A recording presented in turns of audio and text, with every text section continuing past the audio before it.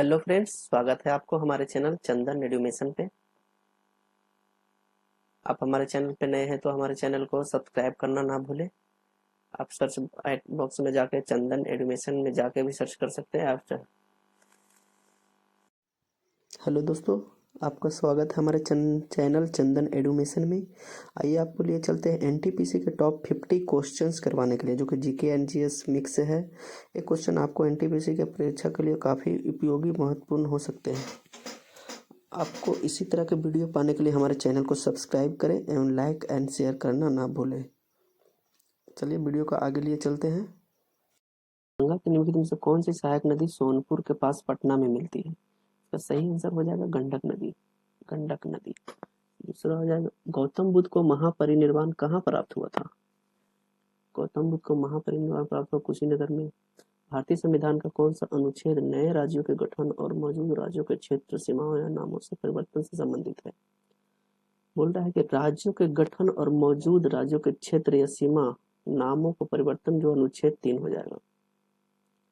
भारतीय संविधान सभा का संवैधानिक सलाहकार किसे नियुक्त किया गया? ये हो जाएगा BN राव।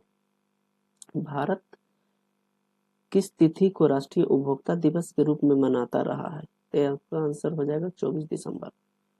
कौन सा श्वसन जीव अधिक ऊर्जा प्रदान करता है? कौन सा श्वसन जीव अधिक ऊर्जा प्रदान करता है? तो हो जाएगा वायवीय श्वसन। लोकसभा का सभापति कौन होता है? लोकसभा अध्यक्ष। लोकसभा का सभापति लोकसभा अध्यक्ष। आर्यभट्ट पुस्तक किससे संबंधित है? खगोल विज्ञान से।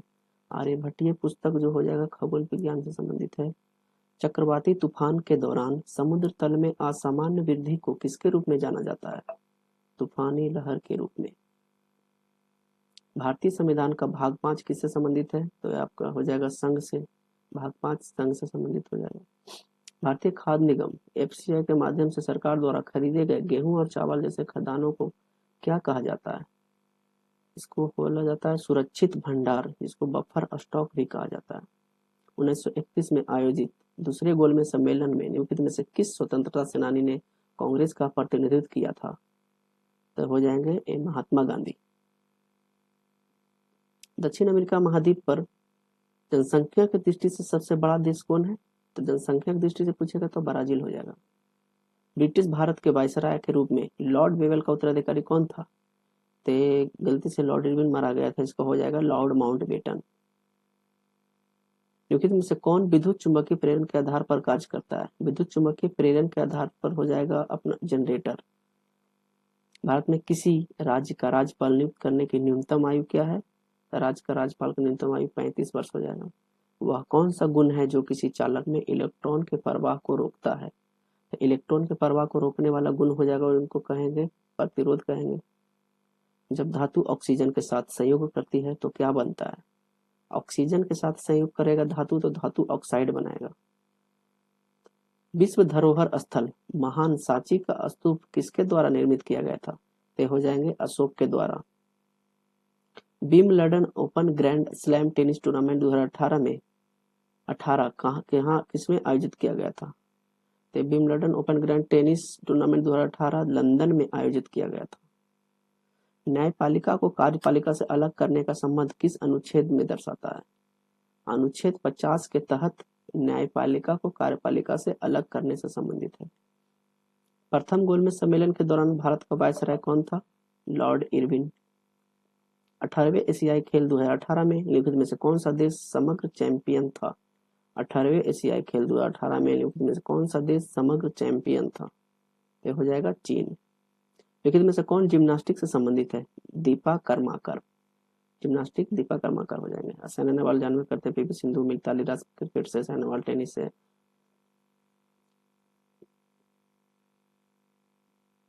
सॉरी, आप ये PV सिंधु नहीं है, PV इंडस दिया हुआ है, इसके बारे में आप लोग देख लीजिएगा।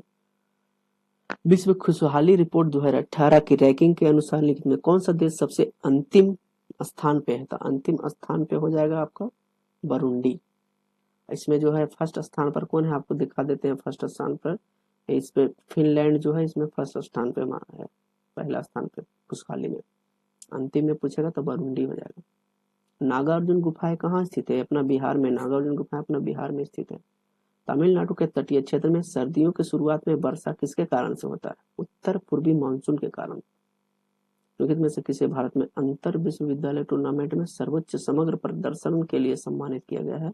मौलाना अबुल कलाम आजाद ट्रॉफी। समुद्री गाय या डुगोंग कहाँ पाए जाते हैं? समुद्री गाय या डुगोंग पाए जाते हैं मन्नार की खाड़ी में। आवर्त सारणी में परमाणु द्रव्यमान के बढ़ते क्रम में तत्वों को कौन व्यवस्थित कर सकता है? बढ़ते क्रम में दमित्री इवानोविच मेंडलीफ। भगवान महावीर राष्ट्रीय उद्यान भारत के निम्नलिखित में से किस राज्य में? यह है गोवा में। बुडापेस्ट किस नदी के तट पर स्थित है? बुडापेस्ट जो है डैन्यूब के तट पर स्थित है। 1784 में एशियाटिक सोसाइटी ऑफ बंगाल की स्थापना किसने की थी? सर विलियम जोन्स ने। 1784 में सर विलियम जोन्स ने किया था। 1929 में कांग्रेस द्वारा आयोजित कांग्रेस के लाहौर अधिवेशन में पूर्ण स्वराज को लक्ष्य के रूप में स्वीकार किया गया था। भारतीय संसद का कौन सा सदन जनता द्वारा प्रत्यक्ष रूप से चुना जाता है? जनता द्वारा चुना जाने की बात आ जाएगा तो यहाँ पे लोकसभा हो जाएगा। बाय मिस्टेक राज्यसभा मैंने मार दिया था इसको। भारत के संविधान के मुख्य वास्तुकार कौन थे? B.R. अम्बेडकर। रेड शब्द निम्नलिखित में से किस खेल से संबंधित है? रेड शब्द जो है कबड्डी से संबंधित है। द्रव्यमान और वेग का गुणनफल क्या है? संवेग।